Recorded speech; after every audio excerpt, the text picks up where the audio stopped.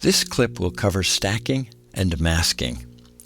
There are two kinds of stacking restrictions. The first is a limit on the number of steps that can occupy the same hex.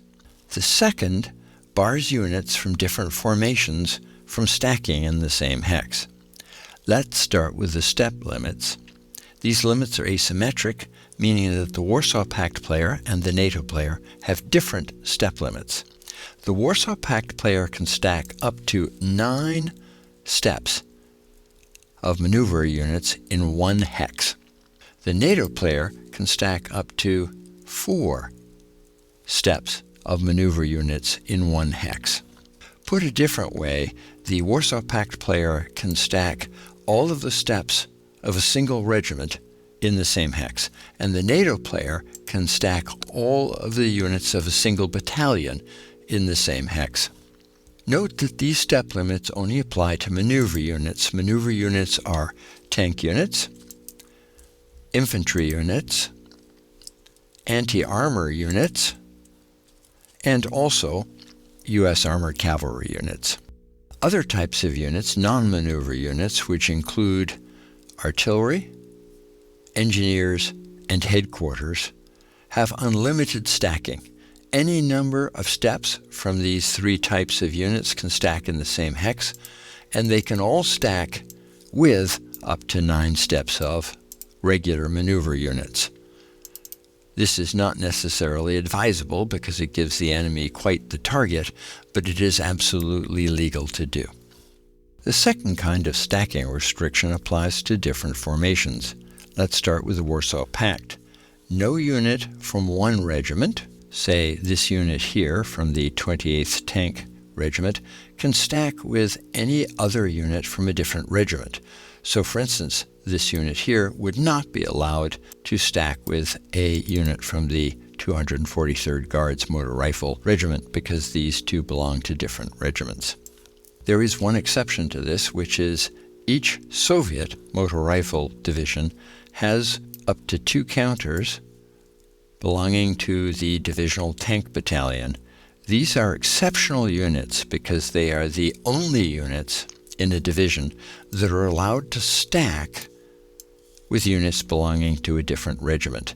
The DTB was the division commander's personal reserve, and the battalion could be used to reinforce any other regiment. Similarly, no unit from one Pact division can stack with a unit from any other division.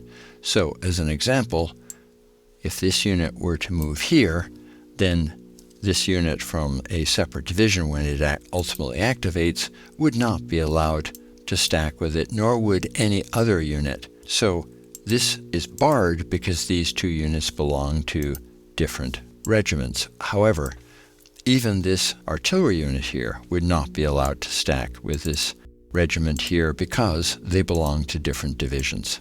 And finally, no unit from a Pact army can stack with units from any other army. In 5th Corps, there are actually multiple Pact armies, and units from each of those armies are barred from stacking with each other. Now, let's talk about base units. Pact units belonging to a base formation can stack with any subordinate units. So, for an example, the artillery, engineers, and headquarters in here would be able to stack with any other units from the same division. They would not be allowed to stack with any units from another division. Similarly, units that belong to an army base would be allowed to stack with any subordinate units. So this unit here from the 8th Guards Army could stack with units from the 39th, or it could ultimately stack with units from the 27th, because both of those divisions are subordinate. And any units that belong to an army base can likewise stack with units from any subordinate formation. Note that independent regiments, which get attached to a division from the subordinate army, work just like any other regiment. They can't stack with other regiments in the division that they are attached to, and they can't stack with units from any other division that they are not attached to. Now let's look at NATO stacking restrictions. No unit from one NATO brigade can stack with units from any other brigade. So, for example, this unit here from the 2nd Brigade cannot stack with this unit here from the 1st Brigade, even if they belong to the same division. Likewise, no unit from one NATO division can stack with units from any other division. So, for example, units from the 12th Panzer Division would not be allowed to stack with units from the 3rd Infantry Division. That would be a barred stacking setup. And finally, no unit from one NATO corps, were we in a game that had multiple NATO corps, is allowed to stack with units from any other NATO corps. Now, let's take a look at NATO base units. Like Pact base units, units belonging to a NATO base formation can stack with any subordinate units. This means that the artillery, engineer, and headquarters units in a NATO division base can stack with any other units in the same division. So, for instance, this set of artillery and engineers here can freely stack with units from the 2nd Brigade. They could also freely stack with units from the 1st Brigade. Likewise, units from a NATO corps base can stack with any other units in the same corps. So, for example, these artillery units from the 72nd Artillery Brigade belonging to 7th Corps can freely stack with units from the 2nd Brigade of the 3rd Division or the 1st Brigade of the 3rd Division, or in theory with any other U.S. units belonging to 7th Corps. However, NATO faces one overriding stacking restriction that the Pact can ignore, and that is that no unit belonging to one NATO nationality can ever stack with a unit from another nationality. So, for example, units from the 7th Corps base would not be allowed to stack with units from the 12th Panzer Division, even though the 12th Panzer Division is subordinate to 7th Corps, for the simple reason that the nationalities are different. One very important point about stacking restrictions is that they apply at the end of a unit's movement, advance, or retreat. They do not apply during movement, advance, or retreat. So, nothing prevents this 9-step Warsaw Pact regiment in this hex from coming out and moving through this 3-step regiment here. It could not end its movement in this hex because this would mean that it was violating 2 stacking restrictions, the step limit on the number of maneuver units that can occupy a hex, and also the fact that 2 different regiments cannot occupy the same hex. But there is absolutely no problem with this regiment moving through this hex as long as it ends somewhere else. So that would be a perfectly legal move. Now we get to an unusual feature of air and armor. In most war games, the stacking restrictions cannot be violated. However, generally speaking, a player can choose to voluntarily violate any and all stacking restrictions in air and armor. But there is a price. Violating units will become masked. So, let's just say for the sake of argument that we have finished the movement of the 28th Guards tank regiment here, so we will flip it to its used side, and we are now going to activate the 243rd Guards, and let's just say for the sake of argument that this unit were to end its movement here. At this point, it is now violating 2 separate stacking restrictions. There are more than 12 maneuver steps in the hex, and 2 different regiments are stacking here.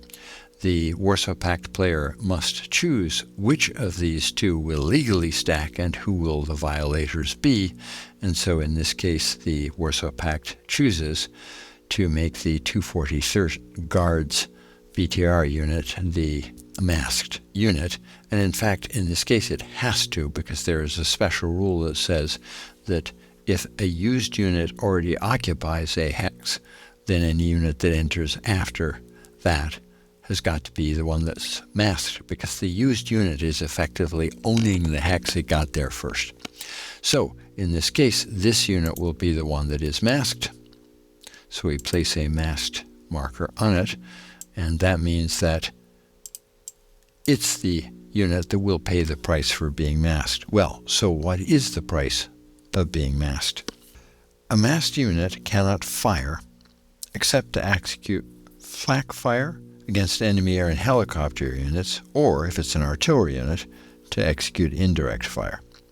This means that a masked unit will not be able to execute defensive fire, offensive fire, infiltration fire, or retreat fire.